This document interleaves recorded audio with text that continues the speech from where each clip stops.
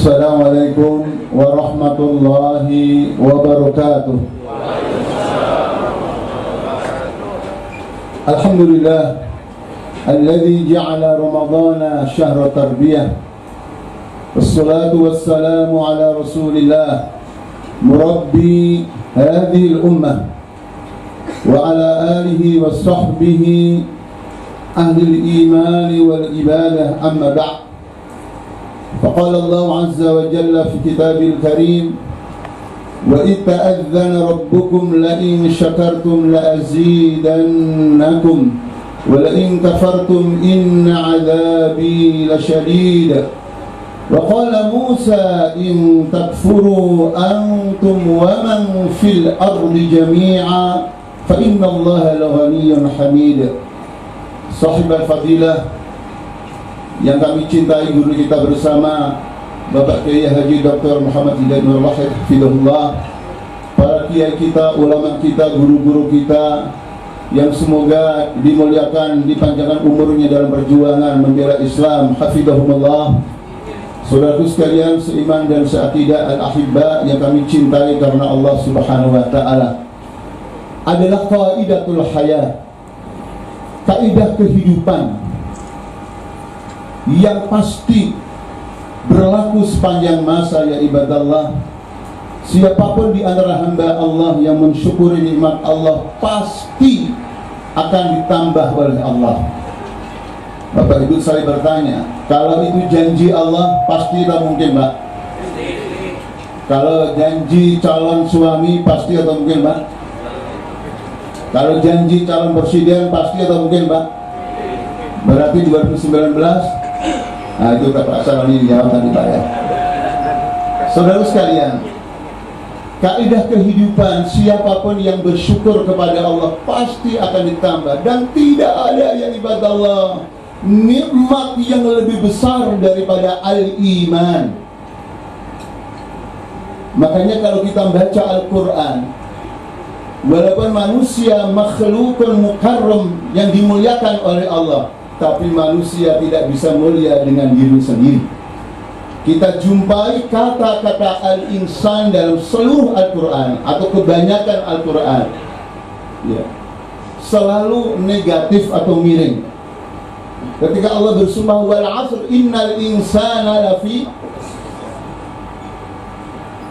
ketika Allah berfirman wa hamalahal insan innahu kana zaluman, ketika Allah berfirman wa khuliqal insanu dha'ifa, sehingga ya ibadallah, kekuatan umat ini, kebaikan umat ini, ya ibadallah, termasuk keimanan, kemenangan umat ini ditentukan oleh iman. Tidak ada sejarah di dunia membuktikan bahwa umat Islam sementara mereka merusak keimanannya. Ketika dimenangkan oleh Allah selalu iman. Ketika keluarga diberikan al-mawaddah wa rahmah karena iman. Ketika negara diberikan keberkahan oleh Allah karena iman dan takwa. Sehingga ulama sering memberikan nasihat bagi kita semua, la na'ti bi syai'in jadid. Kita ceramah, kita berdakwah, kita ceramah tidak membawa sesuatu yang baru. Yang dibawa adalah yang kita bawa, yang dibawa oleh Rasulullah sallallahu alaihi wasallam dan para nabi, dan selalu dakwahnya adalah iman. Maka Bapak Ibu sekalian, ketika ada orang dianggap agamanya bagus, dianggap terpelajar, tapi kok menyimpang, apa kata orang? Namanya juga tidak ada yang mengenal, namanya juga iman. Ustaz kok gendit centil, bagaimana sih? Ustaz juga tidak ada yang mengatakan Ustaz juga beriman. Oleh karena itu ibadah Allah, keimanan yang merupakan modal hidup yang terbesar di dunia ini, marilah kita jaga, kita pelihara. As-su'al, pertanyaan, apa tandanya diri saya ini masih ada iman? Apa tandanya kalau iman kita memengaruhi dalam kehidupan ini, menjadi sebuah energi yang luar biasa dalam kehidupan ini, kehidupan pribadi, keluarga, dan berbangsa, bernegara. Yang pertama, ya ibadallah, orang yang beriman itu pasti aman. Jadi kalau ada orang merasa tidak aman, yang bermasalah bukan ekonominya. Coba kita tanyakan ibu-ibu.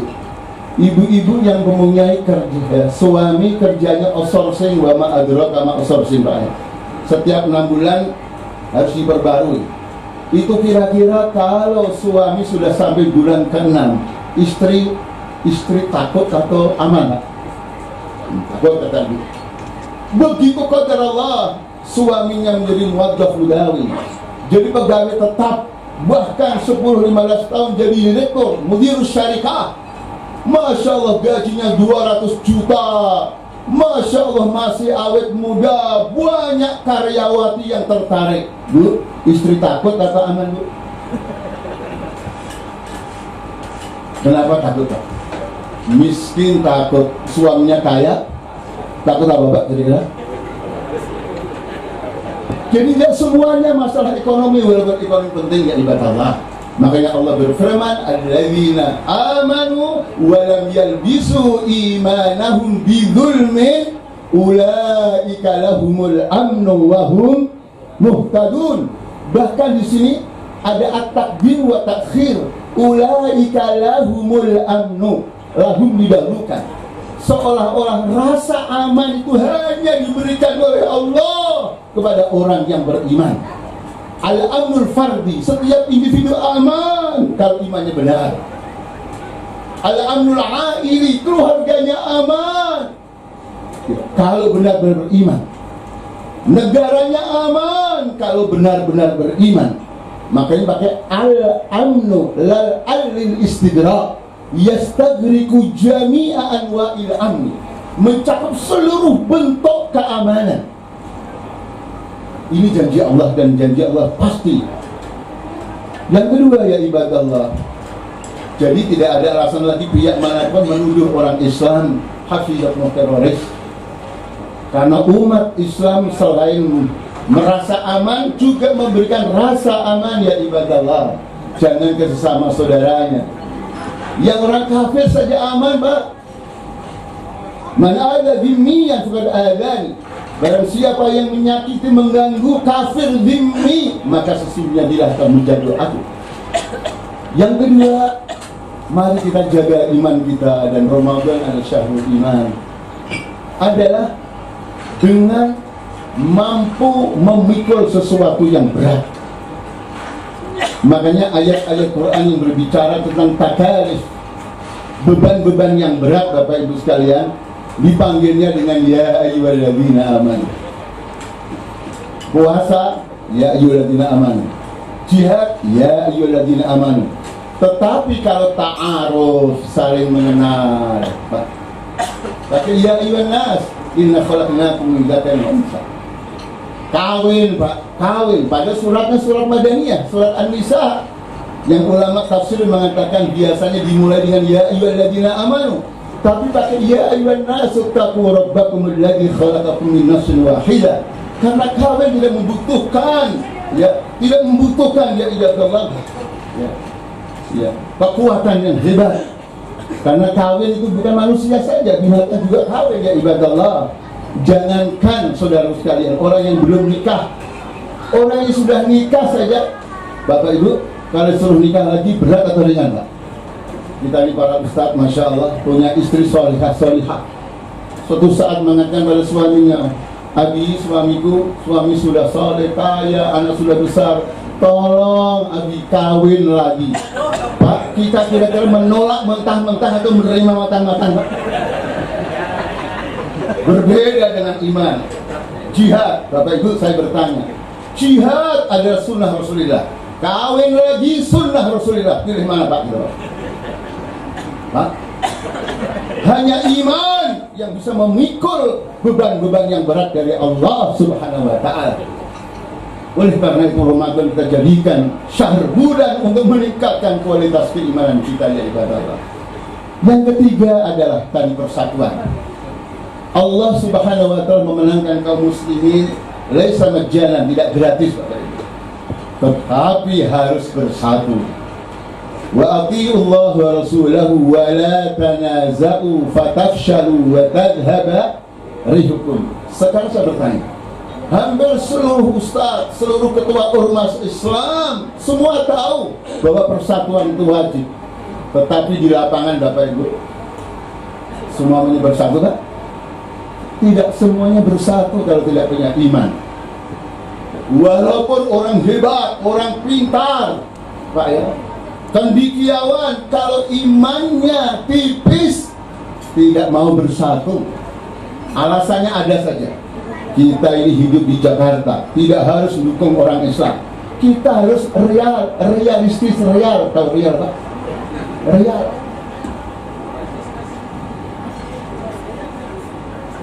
Jadi ibadah Allah hanya iman yang bisa bersatu itu. Makanya redaksi Al-Qur'annya tidak mengatakan al-mu'minuna ikhwah, tetapi innamal mu'minuna ikhwah, pakai adatul hasri. Al-Qur'an munazzahun anil musadafa. Quran disucikan oleh Allah dari kebetulan.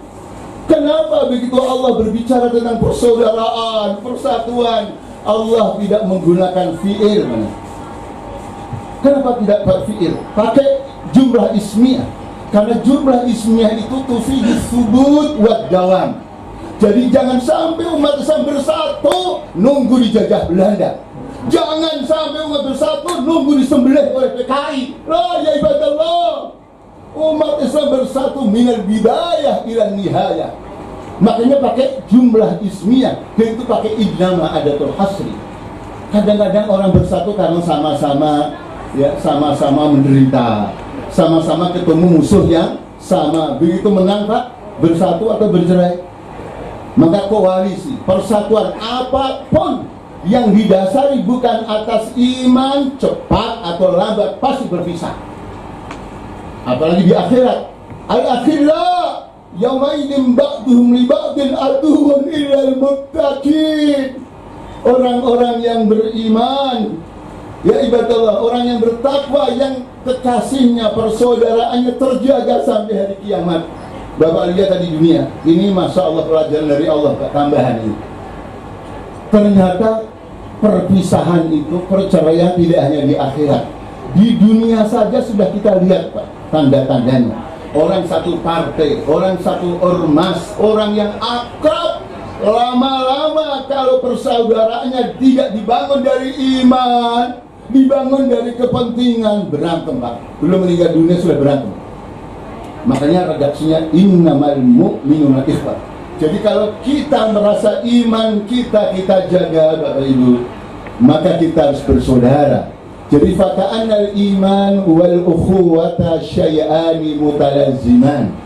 Iman dan ukhuwah itu dua hal yang tidak bisa terpisah. Iman kita benar harus berukhuwah. Ukhuwah, persatuan, persaudaraan kita benar harus didasari oleh iman. Kemudian ya ibadah Allah yang ketiga, bagaimana cara menjaga iman kita yang merupakan aset termahal di dunia ini ya ibadah Allah. Aset yang termahal dalam keluarga, dalam bermasyarakat, dalam berbangsa dan bernegara ya ibadah Allah. Maka iman ini kita wujudkan dengan cinta. Karena iman yang benar akan melahirkan cinta. Dan cinta kalau sudah didasari oleh iman, Bapak Ibu sekalian, tidak melihat warga negara mana, kelasnya apa, strata ekonominya apa ya ibadallah. Karena cinta yang didasari oleh iman itu murni. Makanya mustama, masyarakat yang tidak akan tangga tandingannya lagi oleh masyarakat yang lain, dibangun dari iman, muncul mahabbah, muncul ithar. وَالَّذِينَ تَبَوَّءُوا الدَّارَ وَالْإِيمَانَ مِنْ قَبْلِهِمْ يُحِبُّونَ مَنْ هَاجَرَ إِلَيْهِمْ وَلَا يَجِدُونَ فِي صُدُورِهِمْ حَاجَةً مِمَّا أُوتُوا وَيُؤْثِرُونَ عَلَى أَنفُسِهِمْ وَلَوْ كَانَ بِهِمْ خَصَاصَةٌ ya ibadallah. Bahkan kita tahu dalam berkeluarga, siapa yang tidak tahu cintanya Rasulullah SAW kepada ibunda kita Ummu Abdillah Aisyah radhiyallahu anha. Kita tahu bagaimana ibunda kita Saudah radhiyallahu anha, karena beliau ya, membangun rumah tangga di atas cinta, masya Allah. Begitu Nabi giliran ke rumahnya Saudah radhiyallahu anha, maka giliran beliau dikasihkan kepada Aisyah. Karena Nabi tahu ya. Jadi saya sudah tahu Nabi sangat menyintai Aisyah. Pak, coba Pak, kira-kira kalau ada istri kayak Saudah zaman sekarang Pak, Bapak tertarik nggak kira-kira? Bagaimana tertarik ibu indah kita? Masya Allah, Masya Allah. Makanya ulama mengatakan, kalau seandainya dunia ini dibangun di atas cinta, maka tidak ada orang yang menuntut keadilan. Udah cinta ya ibadah, Masya Allah. Dan itu tidak mungkin. Cinta itu murni bersih kalau tidak berdasarkan iman. Cinta yang dibangun di atas kepentingan mulai berkurang, tidak cintanya. Cinta yang dibangun di atas selera, karena ada kecocokan selera, kecocokan hobi, pasti akan berpisah ya ibadah Allah. Tapi cinta yang dibangun di atas iman, Masya Allah. Sebelum pilkada, setelah pilkada, ketika ada partai, ketika nggak ada partai, tetap menyintai. Karena cinta yang dibangun di atas iman abadi. Itulah sebabnya wallahu a'lam bishawab, kenapa Nabi SAW tidak memilih istri yang paling cantik di Mekah. Bapak Ibu, saya bertanya, seandainya Nabi SAW memilih ya, gadis Mekah yang paling cantik, mampu atau tidak Bapak? Nggak usah nyari, sudah ditawari oleh Quraisy. Muhammad, berhenti kamu dari berdakwah. Nanti kalau kamu ingin istri yang cantik, saya kawinkan. Nggak usah nyari. Pak, kira-kira kalau Mubarak terkenal di Jakarta, sudah terkenal, masih kaya, minta kalau kawin nanti Pak, cari janda atau gadis yang ting-ting 24 karat Pak. Kenapa Nabi memilih ibunda Khadijah radhiyallahu anha? Lianna jamal al-iman adwamu min jamalil wajhi. Kita semua senang wanita cantik, istri kita senang punya laki-laki ganteng. Tapi ingat, kecantikan iman ya ibadah Allah lebih abadi, lebih awet, lebih indah daripada kecantikan wajah. Mari kita bercanda, termasuk saya sendiri Pak. Saya dosen, Bapak guru. Istri kita yang kita kawini Pak ya, hafizahullah, kita cintai karena Allah, sudah 30 tahun. Kira-kira dulu kita mengawini istri kita Pak, karena jeleknya atau cantiknya Pak? Pak, karena cantiknya atau jeleknya? Karena jelek kasihan, akhirnya kita kawini Pak. Atau cantiknya? Begitu kita jadi dosen, saya jadi dosen, Bapak jadi guru, jadi dosen Pak. Kira-kira cantikan mana Pak? Istri dengan mahasiswa kita? Hah? Padahal baru 15 tahun. Hakada ya ibadah. Oleh karena itu Rasulullah Sallallahu Alaihi Wasallam memberikan contoh kepada kita dalam seluruh aspek kehidupan, rumah tangganya, dakwahnya, berbangsa bernegaranya. Jangan mencari solusi dari luar, pasti sesat kita. Jangan kita tertarik dengan analisa manusia yang lainnya yang tidak bersumberkan dari Quran dan Sunnah, pasti sesat. Yang mengatakan pasti sesat bukan saya, Allah. Famada ba'dal haqqi illa dhalal. Maka siapapun, ormas Islam, partai Islam, apapun namanya, hatta ada Islamnya, kalau meniru ya ibadah Allah perbuatan orang kafir, pasti celaka. Karena dalam Islam tidak ada mujamalah, tidak ada basa-basi. Nggak ada Islam kalau orang kafir ya, haram, kalau orang Islam boleh. Nggak ada begitu. Ayat 1, 2, 3 surat An-Nisa mengingatkan kita bahwa kita tidak boleh percaya dengan mujamalah basa-basi. Ketentuan Allah pasti berlaku. Laisa bi amaniyikum wala amani ahlil kitab may ya'mal su'an yujzabi. Jadi tidak ada angan-angan kosong kamu harus beriman, dan bukan angan-angan kosong ahli kitab. Barang siapa berbuat jahat pasti balas. Tidak ada mujamalah ya ibadah Allah. Makanya Umar bin Khattab radhiyallahu anhu mengatakan, maksiatuna akhwafu ilaina. Kemaksiatan yang kita lakukan lebih takut, lebih berbahaya daripada musuh-musuh kami. Romawi, Persia, naam kuat, naam membahayakan, tapi lebih berbahaya ya maksiat kita ya ibadah Allah. Makanya ketika Umar bin Khattab diberikan kemenangan, dia tidak takabur. Bahkan doanya ketika diberikan kemenangan, Allahumma inni a'udzubika an akuna mustadrajan. Ya Allah, aku berlindung kepadamu ya Allah, jangan sampai diberikan istidrak, dilulu, diberikan kesenangan di dunia yang cuma sementara, nanti di akhirat naudzubillah diadab oleh Allah. Jadi kemenangan adalah kebaikan, tapi juga kemenangan adalah ujian. Sehingga kemenangan tetap dijadikan wasilah untuk beribadah kepada Allah. Kemenangan dijadikan wasilah untuk meningkatkan keimanan kita. Keimanan jadi wasilah untuk menghormati para alim ulama, menyintai keluarga kita, anak istri kita, ya ibadallah. Kemenangan harus digunakan untuk membangun bangsa dan negara yang sesuai dengan aturan Allah, ya ibadallah. Masya Allah.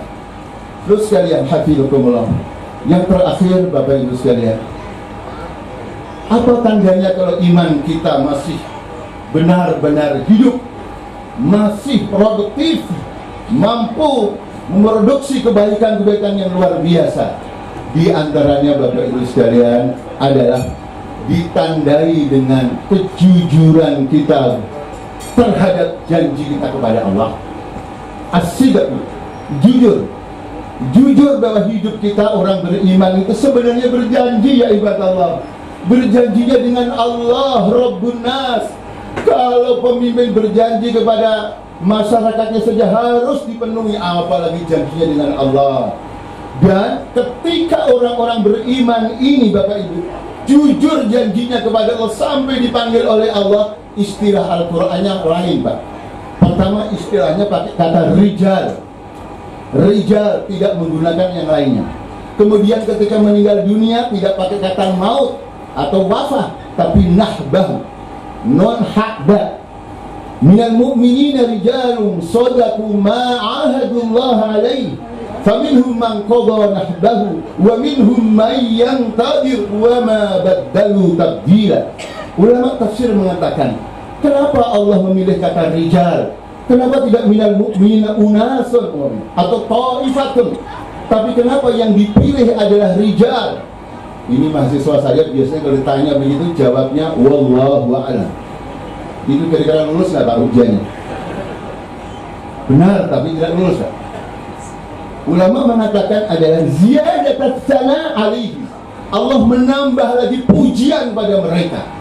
Makanya rijal diterjemahkan bukan saudara laki-laki, para tokoh, para pahlawan, orang-orang yang hebat. Dan orang yang hebat kata seorang syair bukan orang yang kemarin sore langsung terkenal, lah. Dari kecilnya sampai akhir hayatnya memang kelihatan ketokohannya. Maka ulama mengatakan dalam syairnya, ar-rijalu sanajidu muqafalatun ma mafatihu ghairu tajarib. Ar-rijal, tokoh pemimpin yang hebat itu adalah seperti kotak-kotak yang terkunci. Jadi di dalam kotak nggak tahu kita apa kuncinya. Ma mafatihu ghairu tajarib. Kuncinya adalah tajribah, pengalaman, bagaimana kehidupan sehari-hari dalam rumah tangganya, bagaimana sholat berjamaahnya, bagaimana keberpihakannya pada Islam, bagaimana perhatiannya kepada tetangga, ya ibadallah, bagaimana perhatian kepada anak. Jangan sampai kita jadi membalik, baru datang pergi lagi, ditanya oleh istrinya, oleh anaknya, Habib mau kemana sih? Baru datang kok sudah pergi lagi. Diam istriku, diam anakku, Abi ini milik umat katanya. Jadi seolah-olah istri dan anaknya bukan umat, makhluk halus Pak. Padahal Allah berfirman wa anzir ashiratakal. Allah berfirman ya ayyuhalladzina amanu qu, ya ibadallah. Saudaraku sekalian, hafizakumullah. Semoga ya, nikmat iman yang kita rasakan bersama-sama tadi bukan sekedar ceramah, karena sudah kita miliki semuanya Bapak Ibu sekalian. Hanya ingin ya, kita semua mengingatkan betapa mahalnya iman, lebih mahal daripada lain-lainnya di dunia ini. Maka kita jaga bersama. Saya yakin yang menggerakkan kaum muslimin 7 juta di Monas itu tidak ada satu partai pun yang mampu, tidak ada satu pun ormas yang mampu. Yang menggerakkan adalah Allah. Allah yuharriku quluban nas, qulubal mu'minin, quluba ahlil masajid. Makanya masjid dikaitkan dengan iman. Nabi bersabda, "Idza ra'aitumur rajula ya'tadul masjida fashhadu lahu bil iman." Kemudian Nabi berfirman, Nabi membaca ayat Allah, innama ya'muru masajidallahi man amana billahi wal yaumil akhir. Jadi Allah membuktikan pertolongan di Indonesia, di dunia ini melalui iman. Mereka bergerak, ya ibadah Allah,